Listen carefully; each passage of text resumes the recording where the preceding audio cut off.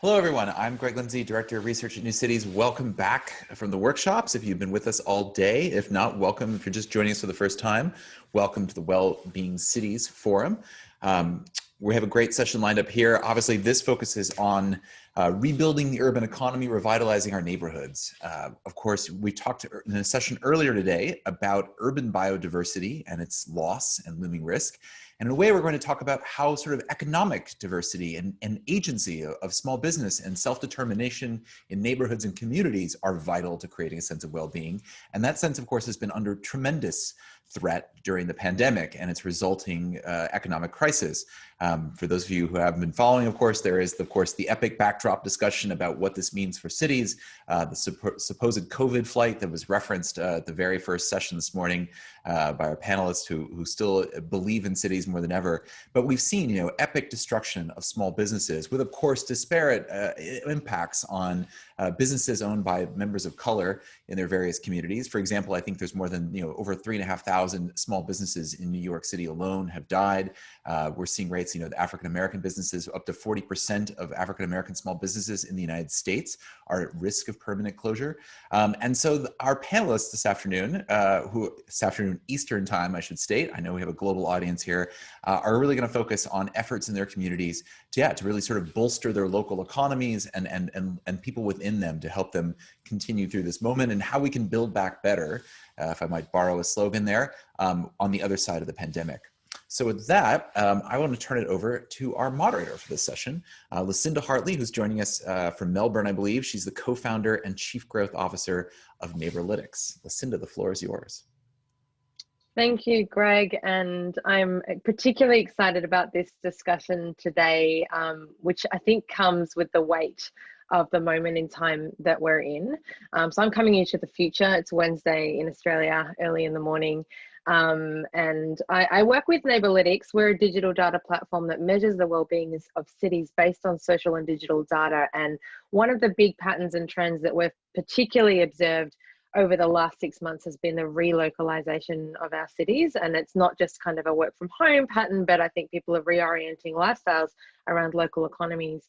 And the topic that we're talking about today is how do we actually start to think about rebuilding our urban economies? How do we think about revitalizing our neighborhoods amongst the complexity that we have around not only COVID recovery, definitely a recession, potentially a depression, the impacts of climate change that we're feeling right now, racial uprising, and all of these other complexities, which essentially play out on the stage of local neighborhoods. So I'm particularly excited to be joined by Carmen, Paul Lacerte, and George Benson to have this conversation today. And I want to start by just opening with an acknowledgement of place. We have a practice in Australia called Acknowledgement of Country, or Welcome to Country, if you are a First Nations person. An acknowledgement of country is essentially acknowledging the place that we're on. So that in my case, I'm coming to you today from Wurundjeri country, which is in the north of Melbourne. And I want to pay my respects to elders past, present, and emerging as part of that. I'd like to just quickly throw to our panelists just to tell us where you're coming to us from today before we start with some questions. So I might go to Paul first. Okay, thanks, Lucinda. I'll quickly do that work in my own Indigenous language, which is Carrier First Nation from north central British Columbia and the west coast of Canada.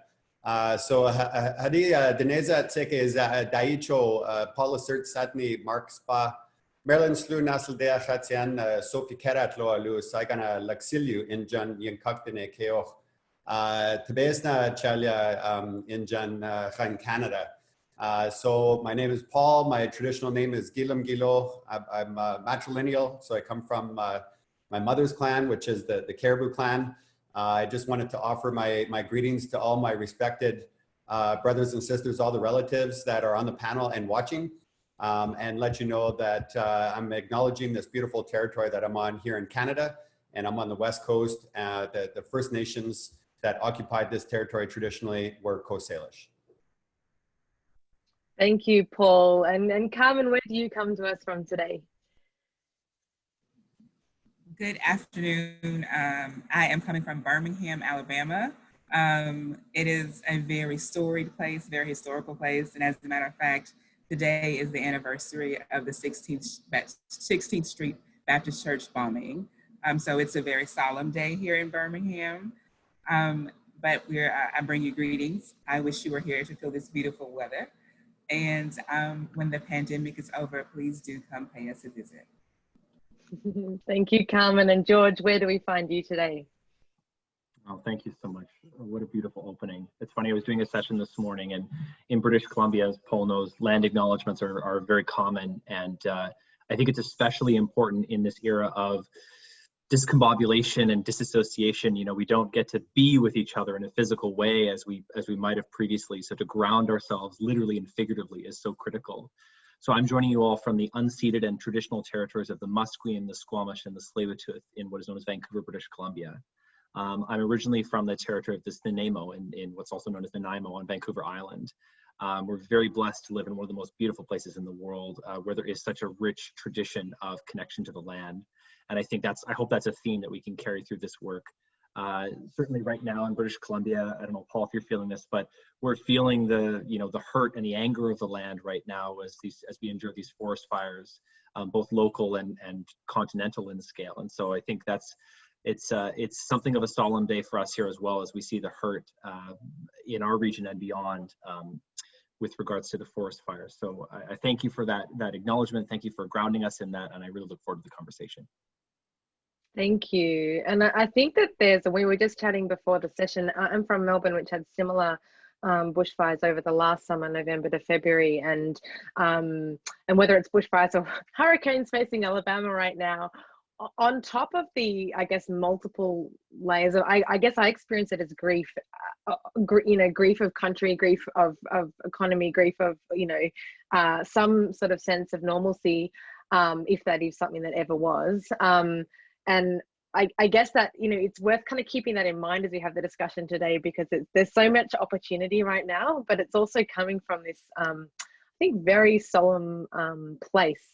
You mentioned the anniversary today as well, Carmen, and those things are also intertwined with our local economies. So I want to start with a question about, what you're working on right now. So if I could ask you each, is there sort of one main idea, could be big, small, that you're focusing on right now? And I might start with you, Carmen. What's I'm sure there's plenty keeping you busy in Birmingham. So one of the biggest things that I'm working on is preparing companies for the incoming workforce, particularly the incoming workforce's diversity and also expectations around social equity. So usually future of work is all about upskilling and reskilling potential employees or potential contractors so they can participate in the new economy. But from my perspective, I'm more concerned with the well-being of marginalized people in existing companies and corporations, and how I can work with these companies and corporations to change their culture, for them to understand social equity and how their business actually interacts with social equity. And so we can create places that are actually good for people to work in, because you'll never meet your diversity goals or any other goals if people don't want to come work with you or work for you. And I think that's an overlooked part when we talk about economies and rebuilding economies, is we don't talk about the experience and the well-being of those who actually provide the work. Yeah, I mean, that's such a critical part of the pathway of how we think about any of these ideas. Paul, what are the kind of big themes or big ideas that you're working on right now? Yeah, thanks. Yeah, we're trying to focus on removing what we understand to be one of the primary barriers to economic inclusion for Indigenous people here in Canada. And we understand in other jurisdictions as well, which is access to capital, and not just access to capital, access to patient, flexible relational capital. And so we've created, Canada's first Indigenous owned and Indigenous led financial intermediary. And we are just coming to the end of raising Canada's first ever Indigenous owned impact fund. It's been a very interesting journey to test a risk and return kind of narrative amongst impact investors and the appetite for reconciliation when it comes to sort of putting your investment capital in places that might, for reasons that folks often can't really conceptualize, feel uncomfortable and feel risky, inherently risky. And so we'll close at $20 million in and around Christmas. So just a small demonstration fund. But again, because it's Canada's first, we needed to sort of start at a suboptimal fund size. Our ticket size is sort of in the 250,000 to 2 million range. And you know, we've heard like really loud and clear, I think, from Indigenous people in Canada, Black people in Canada, new Canadians, people of color, that if we're going to build back better, the economic renewal process absolutely needs to fully embrace, you know, the collectivity and not sort of reinvent a Eurocentric set of values and priorities. And that means really understanding and reducing or removing the barriers, the institutional and public policy barriers around the ability of our entrepreneurs and our solution makers to be able to increase their economic participation and inclusion, and particularly through a gender lens as well. So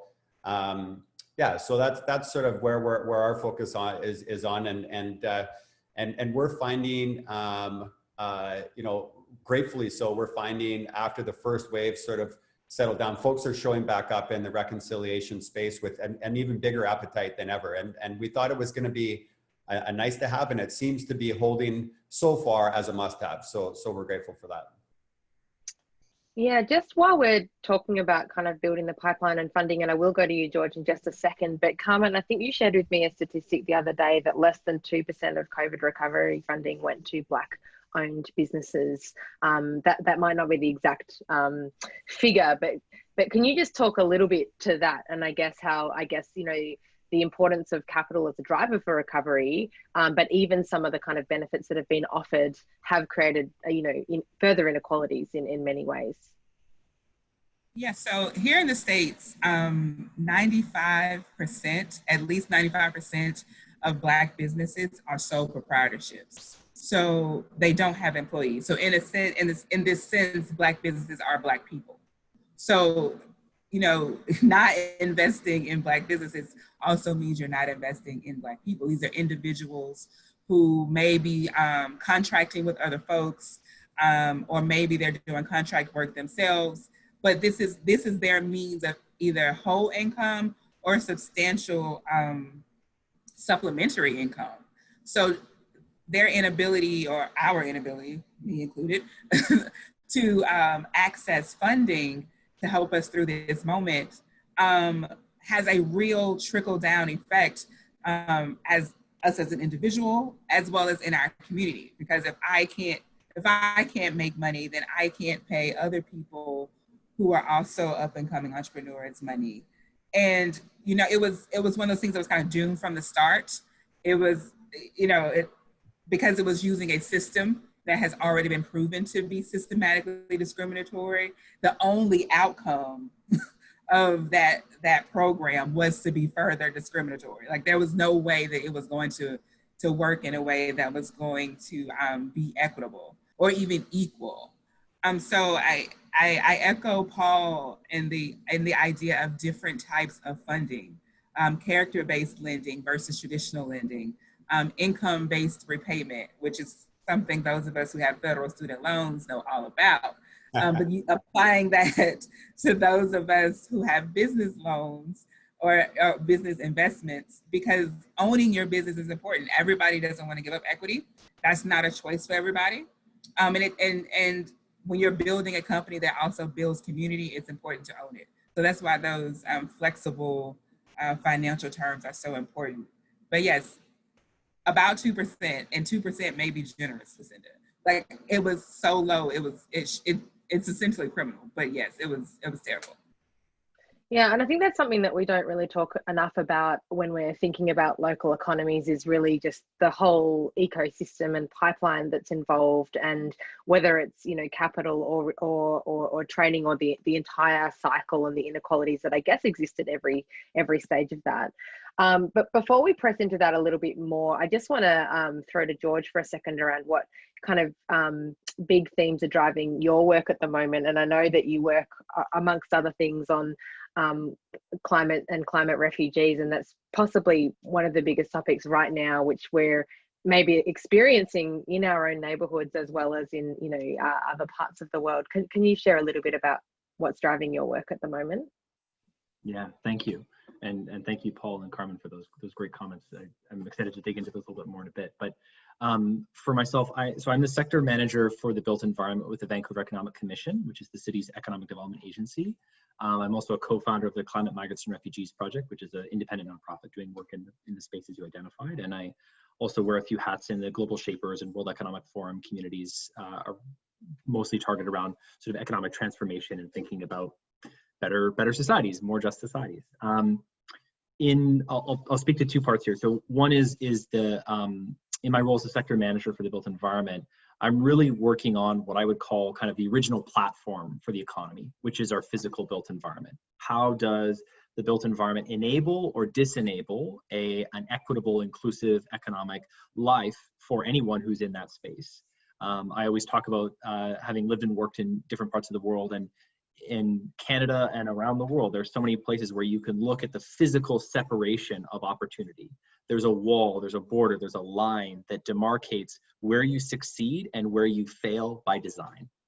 And so, and I think this speaks to Carmen's point about, you know, we're gearing up a system that already produces bad outcomes and imagining that it's going to do the same thing somehow better in the future. And I think that's, you know, that's a recipe for disaster in so many different ways.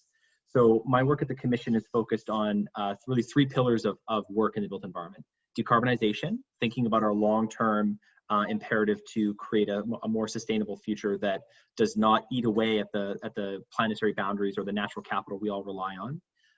Thinking about the resilience of our built environment, creating safer, more equitable, and more adaptive, flexible spaces so people can thrive in the event of an acute crisis like the COVID-19 one, or long-term transformations like climate change.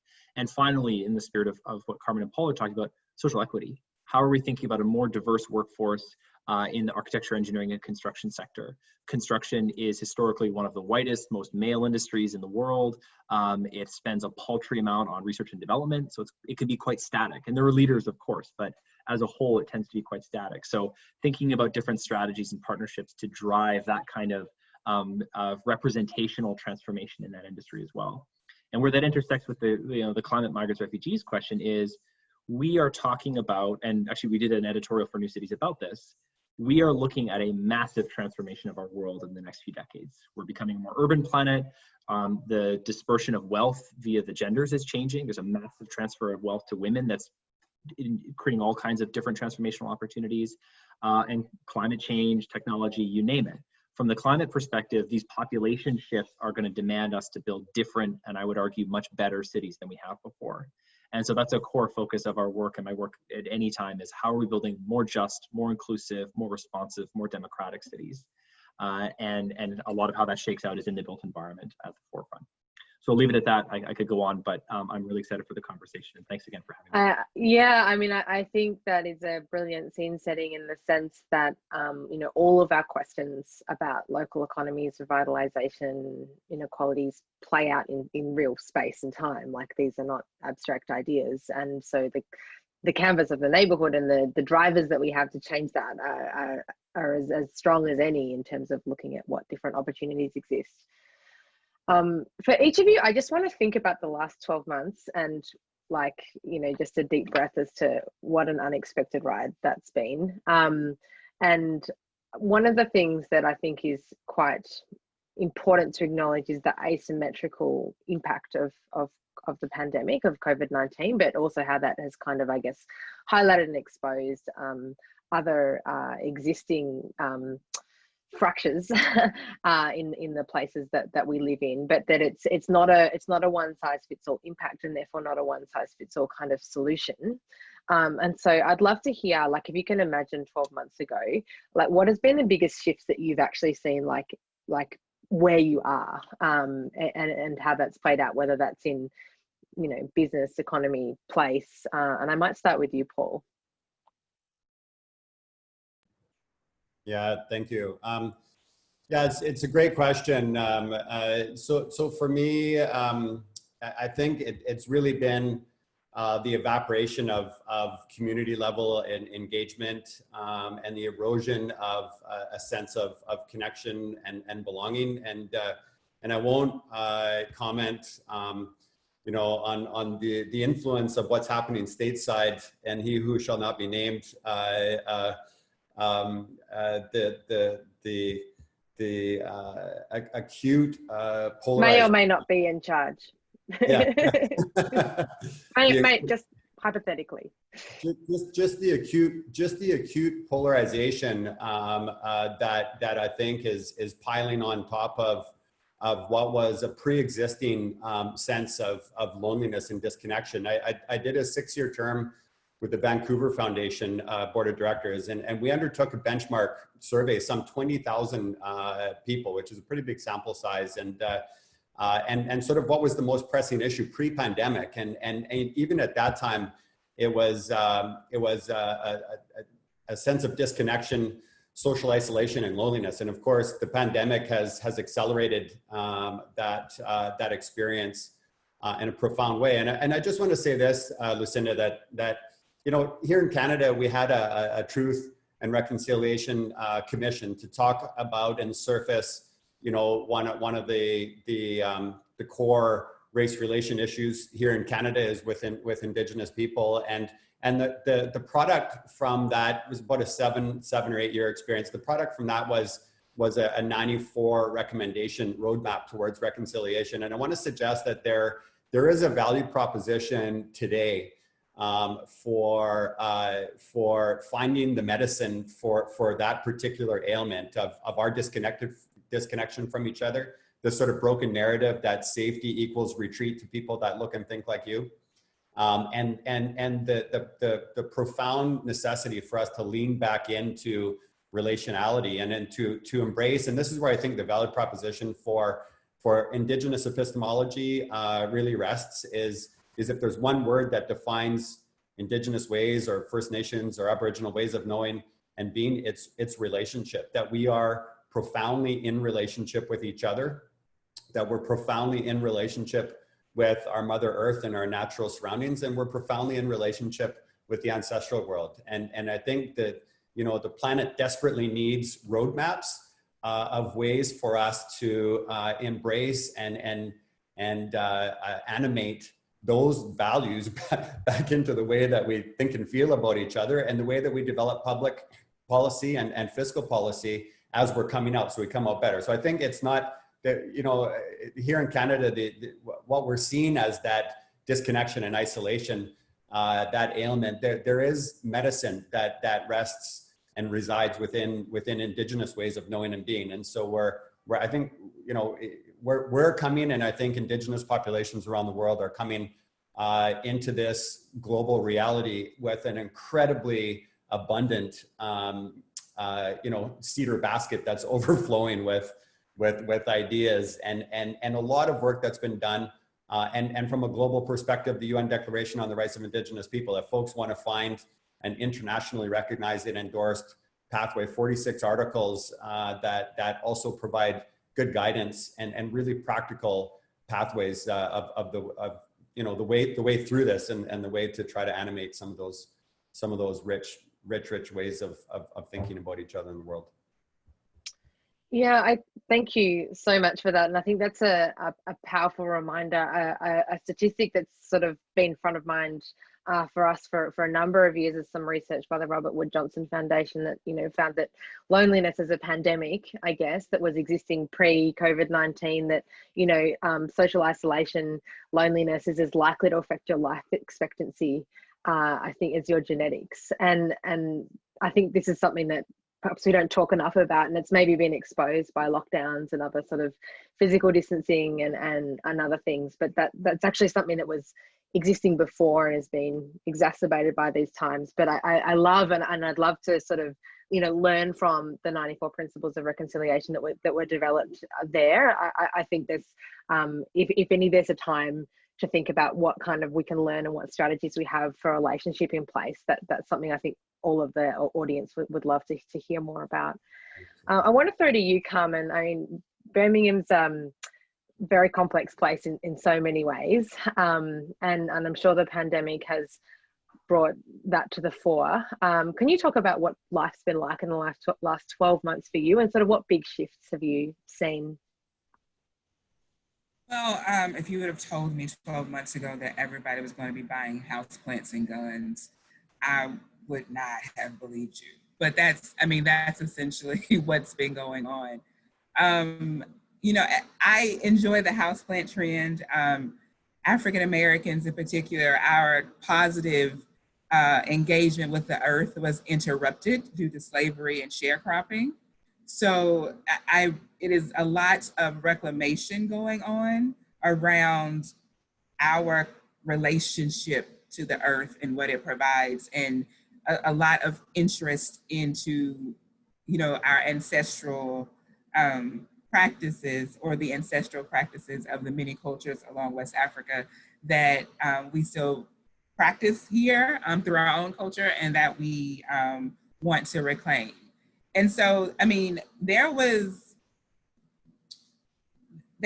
depression in our community. I mean, there's studies that talk about like the actual just stress of being a Black person in America that just exists like at a baseline. There's always just this heightened sense of your surroundings and your actions and your use of space.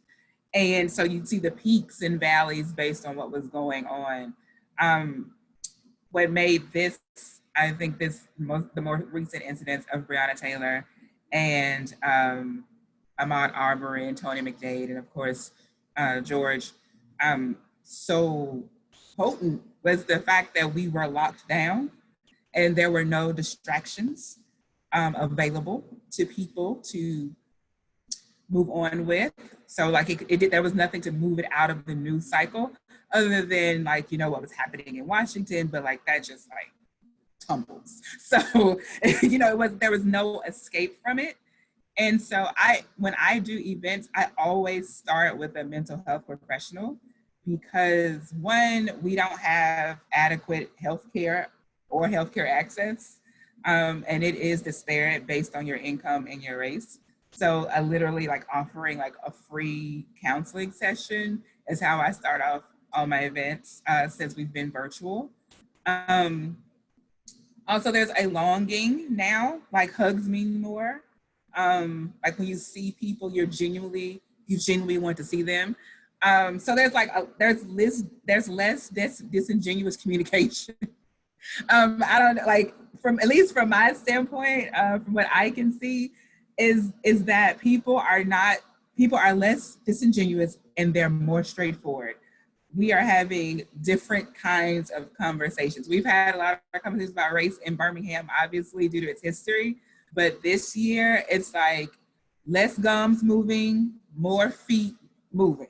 Like it is very much directed at action, and don't come back here until you have some action. It is very much not a conversation that centers people's. It centers marginalized people's feelings. It centers marginalized people's experiences. Whereas the other way around, we were trying to negotiate comfortability for both sides, and like that's just kind of out of the window now. It's like you need to do this or else kind of situation is where we are. But business-wise, a lot of people have started businesses because they've had no choice, because they lost their jobs. We've had a lot of people enter the gig economy and trying to help people navigate what it means to be in the gig economy, which California is kind of leading the way around support for gig workers. But again, in a place where you don't have access to quality healthcare, if healthcare at all, where it's cost prohibitive to get the care that you need. A lot of people are just kind of just floating around and really doing the best that they can, either in the gig economy or doing like going contract to contract. Yeah, thank you. I mean, it's really powerful work that you're doing, and I think particularly the point that you raised around mental well-being and healthcare, in the sense of, you know, how are we even operating as businesses right now if we're kind of not also addressing some of those broader, particularly the well-being of entrepreneurs and their resilience in that capacity to create change right now. George, you're looking at sort of a broader scale across Vancouver. Can you talk a little bit about, I mean, you must have seen some pretty extraordinary kind of shifts, and I don't know whether that's at a policy level or at a place level that you want to talk about, but what's the kind of last 12 months been like? What's the biggest shifts that you've seen in your work? Yeah, it's interesting because we're all coming from different places in physically, experientially in our work, but there is a really common thread actually that I would draw through both of your remarks to what I was going to say, which is that I think there's the story around this is so complicated, but to put it in a more linear fashion, the attention to care and to caring in the immediate response to COVID was acute. And I think in my experience here in British Columbia, in Canada, in Vancouver, there was, and we always have to caveat that it's never perfect, right? People of color have been disproportionately impacted in Vancouver, in British Columbia. Indigenous peoples, Black Canadians are on the front end of job losses, of wealth losses. And because we haven't disaggregated our health data, we have a sense, although we don't have an accurate picture, of the ways in which this crisis has impacted historically marginalized communities first and foremost. So at the same time as I say that there's this sense of caring and a movement here, I think we have to acknowledge that it's imperfect and is systemically exclusive in the ways that it always has been. But that said, on a kind of discursive level, there has been a really interesting and often tense commentary about the ways in which we need to care for each other. And interestingly, and it's funny because we're asking about this in the context of the economy, but what I find so fascinating is that so much of this has been disassociated or actually sort of broken off from the economy in some ways. We've actually returned to something very, very core, which is, are people okay? Are people actually doing okay in their day-to-day lives? Is their health okay? Is their mental health okay? Do they have a roof over their head? You know, we briefly, and although it has now ended, we briefly had an evictions moratorium in British Columbia because we understood that people were going to be tremendously negatively impacted by the economic crisis that COVID has generated, and there needed to be a meaningful safety net to protect them as best we could from that. And so this whole conversation about, you know, in simple terms, kind of damn the economy and what are people doing, what do they need, is really fascinating. And as a young person, I'm 28, I don't think I've ever heard that conversation in sort of modern political life in my experience. And I spend a lot of time in the climate world where the conversation is continuously, how are we going to pay for it? How much is it going to cost? What's the economic downside? Who do we have to protect? And, you know, I believe deeply in the principles of the just transition and that we need to look after everyone when we're talking about the very real costs of climate change, transition, and impacts. But to have a moment of breath to actually say, is everybody okay?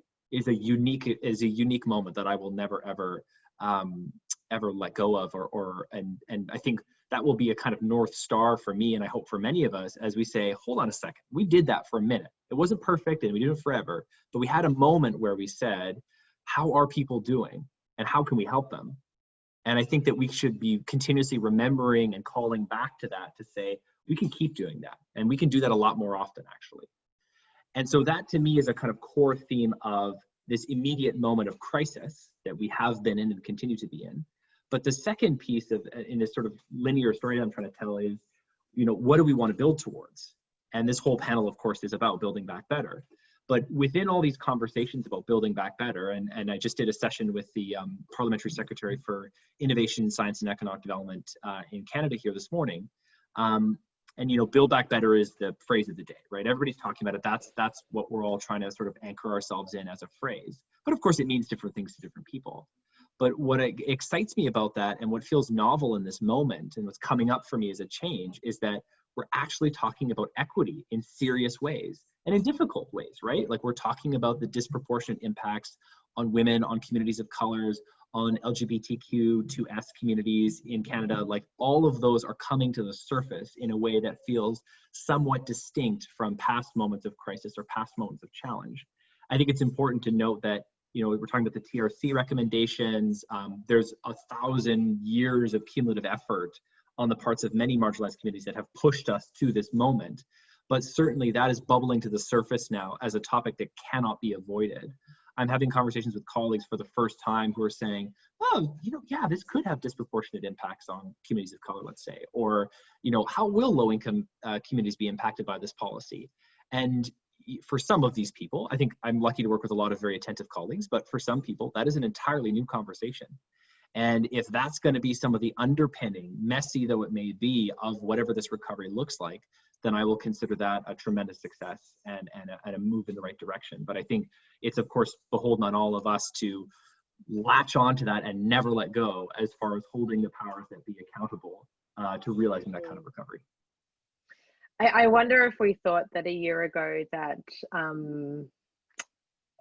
you know, care, well-being would really be the centerpiece driving the dialogue around economic recovery. I mean, that in itself is a pretty significant shift. I want to talk about actually what it means to build back better and learn from each of you in terms of the different strategies and things that you're either thinking about or doing. But I guess I want to challenge for a moment the concept of what the new normal, if we like, might be, and just share with you, which you might have read, but it struck me yesterday when I read a really interesting quote, which I'm going to read from Sonia Renee Taylor. He says that, you know, we won't go back to normal. Normal never was. Our pre-corona existence was not normal, other than that we normalized greed, inequality, exhaustion, depletion, extraction, disconnection, confusion, rage, hoarding, hate, and lack. We should not return, my friends.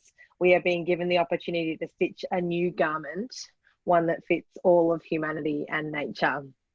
And I felt that that was kind of very good encapsulation of, I think, what everyone is thinking about right now, in that we're not actually trying to go back, because what was that?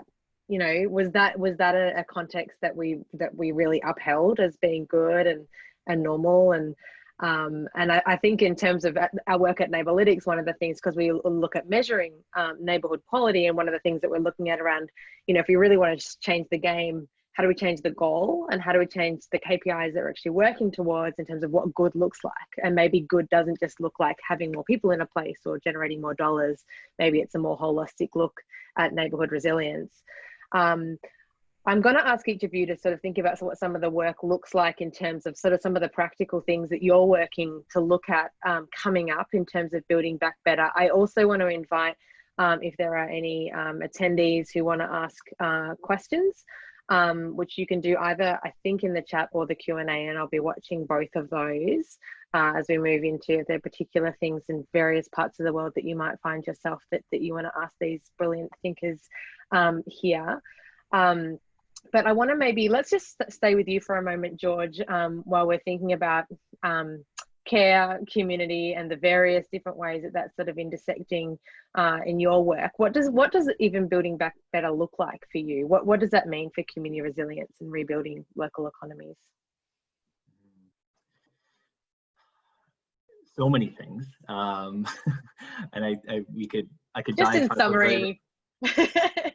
The word that comes to mind is, and I'm going to caveat this massively by saying there's a whole bunch of other things that live underneath this, but I'm going to point to this as one core phrase, and that's economic democracy.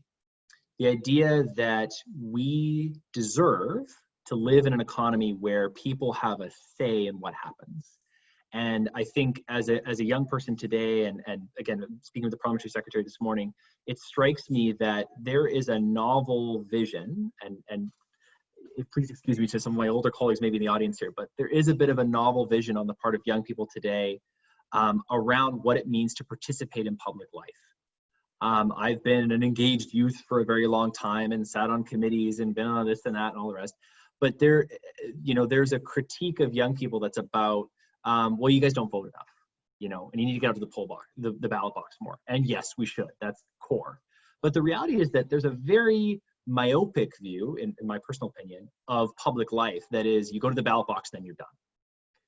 What I think, you know, economic democracy as a phrase speaks to is the idea that there is an opportunity for people to weigh in on every aspect of what goes on in life. And, you know, whether that's the running of a particular company or the governing of the economy writ large through electing the government, or having a role in a particular type of enterprise, whether that's or the spending of particular money, participatory budgeting processes, et cetera.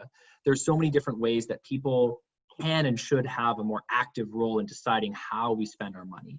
And whether that's on the part of an individual institution or sort of writ large as a society, how we spend our money. And I think that economic democracy, if we want to talk models and case studies later, the Preston model in the UK is an interesting example where there's a greater embedding of everyday people in the decisions that different organizations are making around the economy. So I get excited about those kinds of ideas, and the idea that when we're building back better, we are directly creating the conditions for many new people, and in an ideal way, the most historically marginalized communities to have a direct say in what goes on, to have a direct say in how the government spends money. And so I've been working on a project where we've been collecting a variety of investment opportunities to bring to the provincial government and say, here's some opportunities for, you know, the local communities are putting forward for investment. That's one avenue. But, you know, the creation of workers' co-ops, of transforming businesses that may be failing or falling apart to worker-owned models, to thinking about the transfers of wealth. I mentioned the sort of great gender transfer of wealth. There are opportunities for racial transfers of wealth in this day and age as well. Like, all of those to me are instances where we can bring democracy into how we control and how we spend our money in our economy. And to me, that's a core opportunity that Building Back Better presents, particularly when we look at the number of businesses that have struggled or challenged. And Carmen, I was so struck by the numbers you were citing around sole proprietorships in the Black community. Like, that to me speaks to the needs. There's so many resource needs that come to address that. And I look at like Next Economy Now, or Lift Economy, the Democracy Collaborative, Transition Network, all those folks who are asking questions about how to network and aggregate those people together so that they can have a stronger sort of political say in what goes on. So I could ramble on there, but maybe I'll leave it at that just as an opener.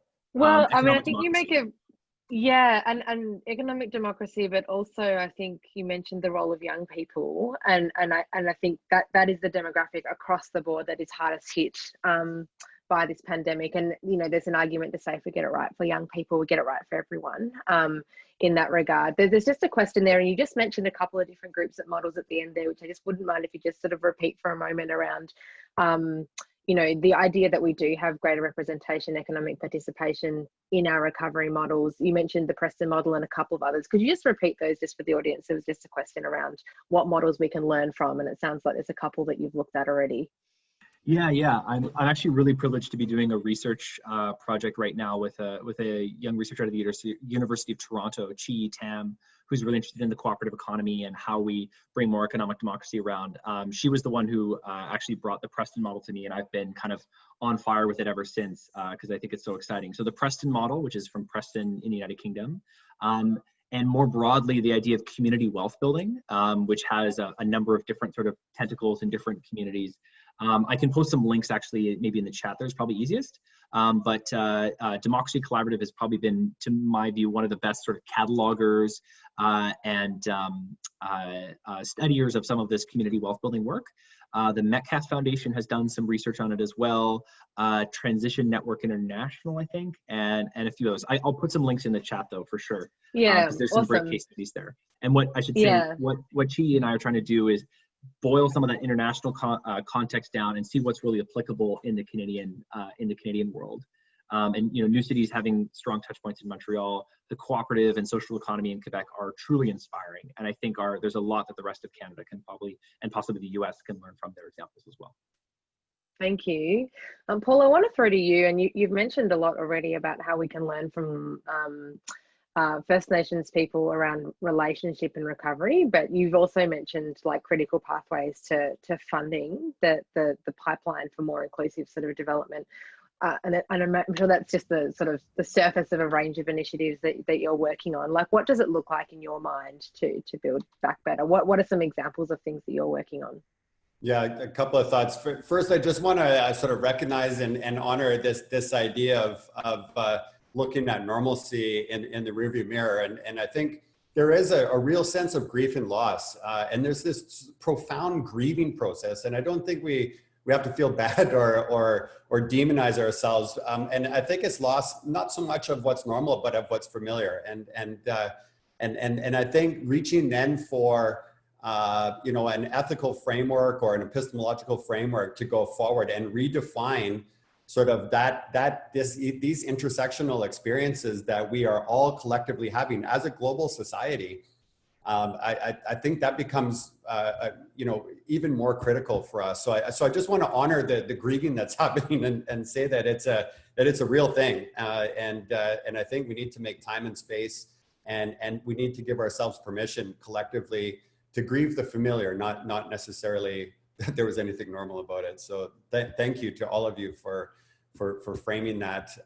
The second, I think, just in our shift here, I want to bring in something that isn't often brought in, which is the opportunity for us as men to reach for our higher selves. There is the beginning of a landslide of capital that is shifting towards women, not just women entrepreneurs, but I think that there's been a calling that's been in front of us for some time, and this is just a profound opportunity for us as men to be better. And every single one of us that's watching, those of us here on the panel, and certainly lots of people around us.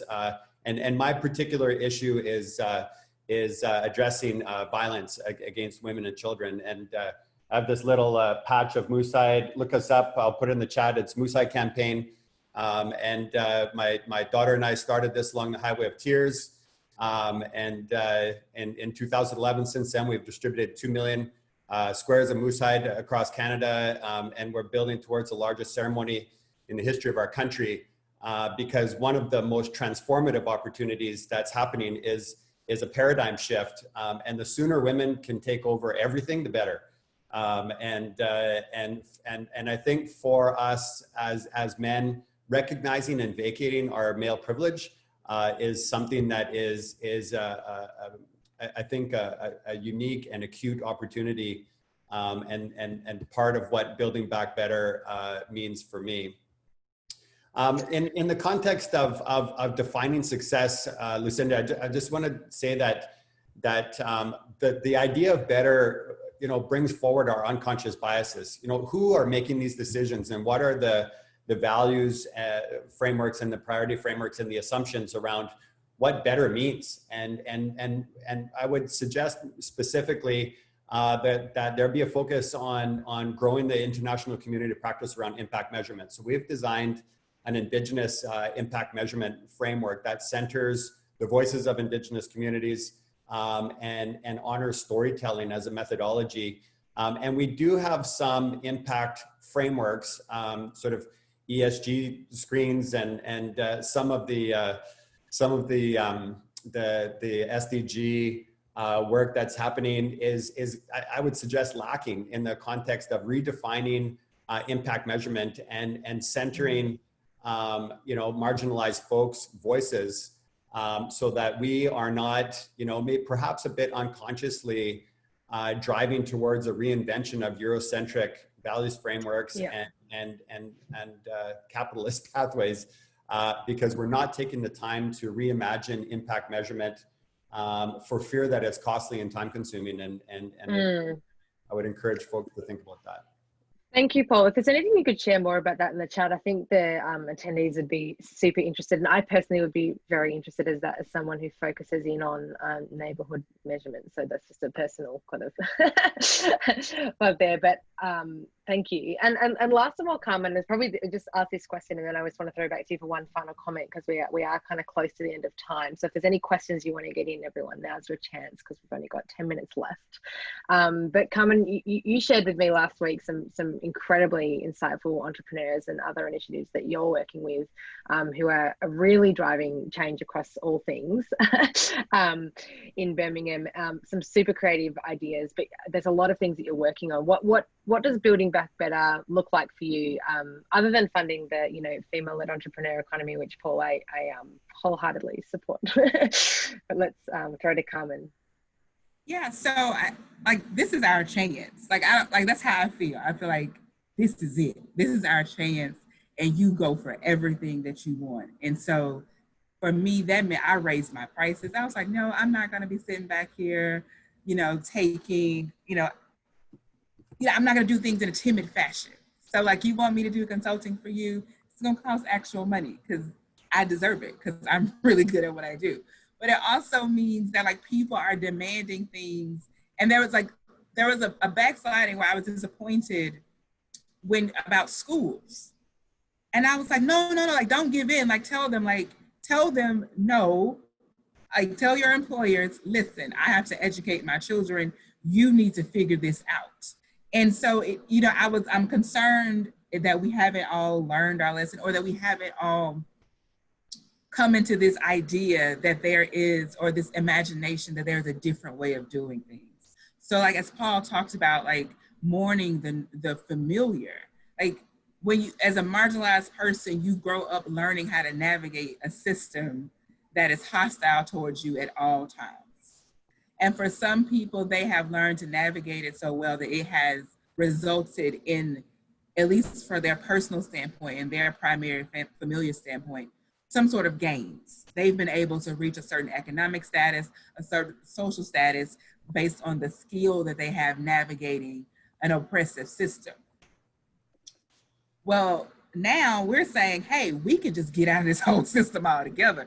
We can reimagine a whole kind of society that is really about merit, that is really about the gifts and the talents that you bring to the table. And so there's conflict there, because the return to normalcy that a lot of people are looking for is a return to a particular comfort, because they had learned how to survive in a system that a lot of people were just like, this does not work for me.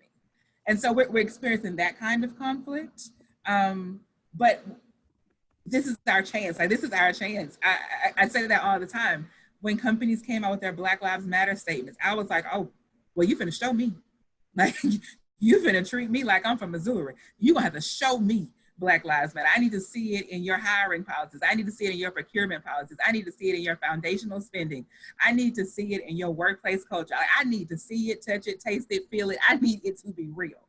And being able to say that out loud and to be loud about it and nope, we're not going back. I don't care how many grants you give. I don't care how many murals you put up. That is not a substitute for equitable policy. And so I have emerged more as a thorn in a lot of people's side, a beautiful thorn, but a thorn nonetheless, because I am about holding people accountable, because what it took for us to get here was way too tragic to have to go to do again, just so we can have these conversations that are well overdue. We cannot waste this moment on platitudes and timidity and time. Let's just, time does not heal all wounds. That's not how that works. We need to be attacking things now. And so this time and this space for me has been very much about, not as, I don't want to use the word attack, but yes, it's been attack mode. It's okay, we have this space, let's not waste this time, and let's actually get some progress.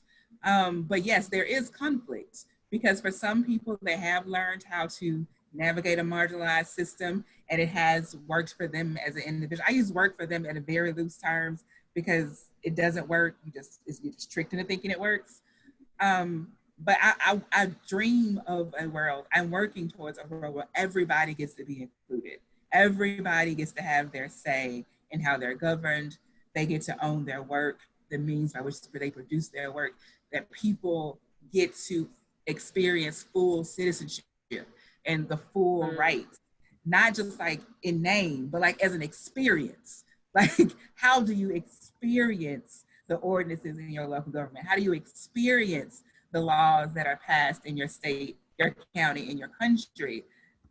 Which is a different concept around let's design, you know, equitable policies and laws. Like, how will people experience these things?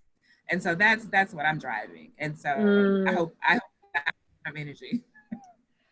That is brilliant energy to finish with, and it's 7 o'clock in the morning where I am, so I am thrilled to be starting my day with this kind of conversation and energy. And I guess, you know, we've come into this conversation talking about rebuilding urban economies, but I think it just highlights that how local economies are kind of the foundational centerpiece that holds society and all of its brilliance and fractures and inequalities together, you know, from gender equality to Indigenous participation and leadership to racial uprising to various kind of types of economic recovery. I think we've covered a huge ground.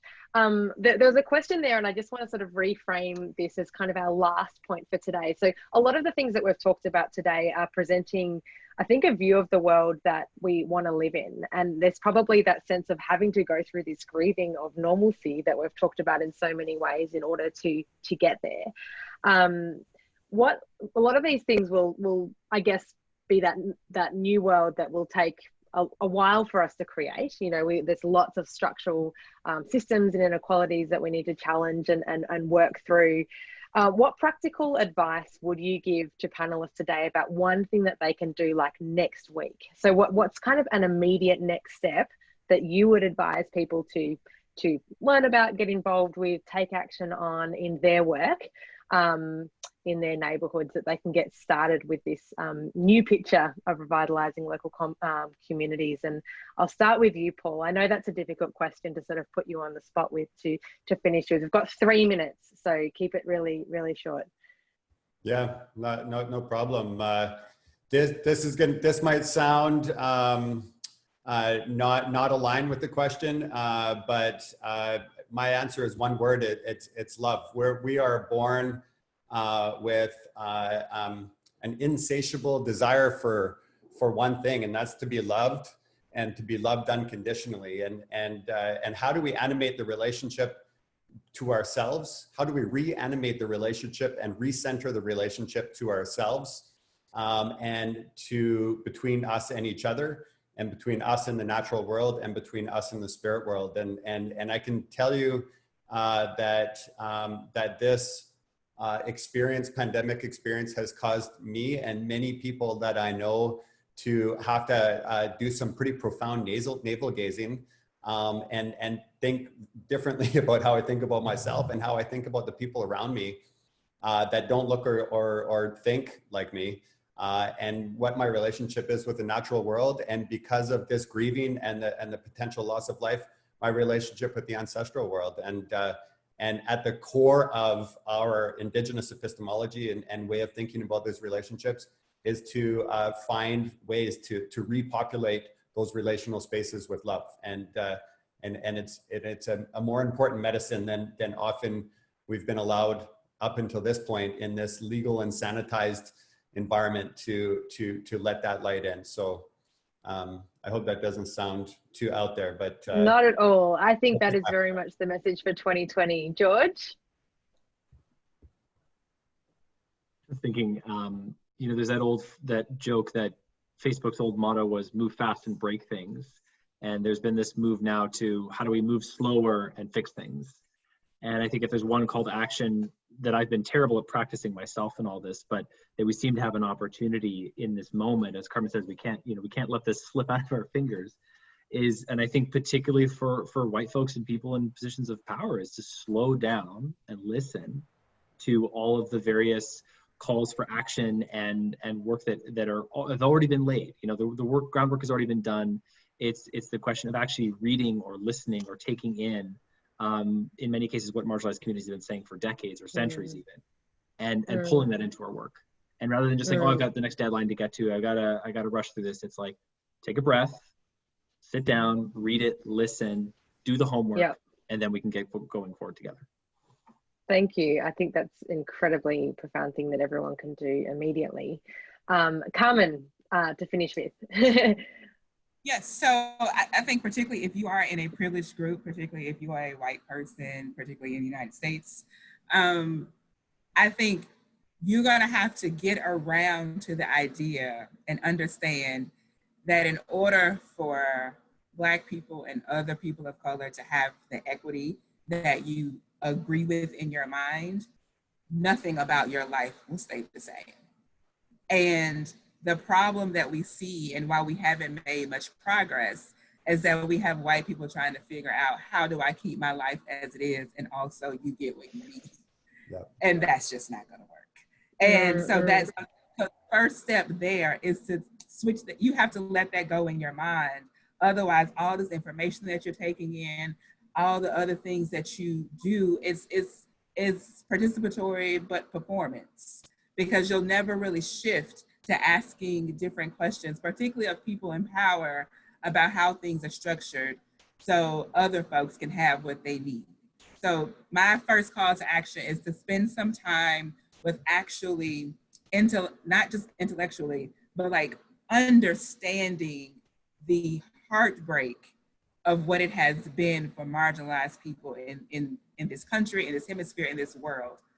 Take that in, and when it gets hard, don't quit. Hold it, let your heart break, and take it all in, because it's only through that kind of process that you can come out on the other side and you can really be the warrior that you think you are, right? Beautiful. So that's it. Carmen, that is absolutely brilliant. Carmen, George, Paul, thank you so much for the chat today. There's been a request, if you wouldn't mind, if you're happy to share your contact details in the chat or your LinkedIn, whatever you prefer. I think there's some very practical steps. And if anything, I can say that the future needs to be more human, slower, more contemplative, focused listening, and things that we can all get started on right away. So thank you so much. Thanks, y'all. And thank you, Lucinda, and thank you all so much. It's been a fabulous first day here of day one at the Wellbeing Cities Forum. I would say the highs and lows of the day have been incredible to watch for me.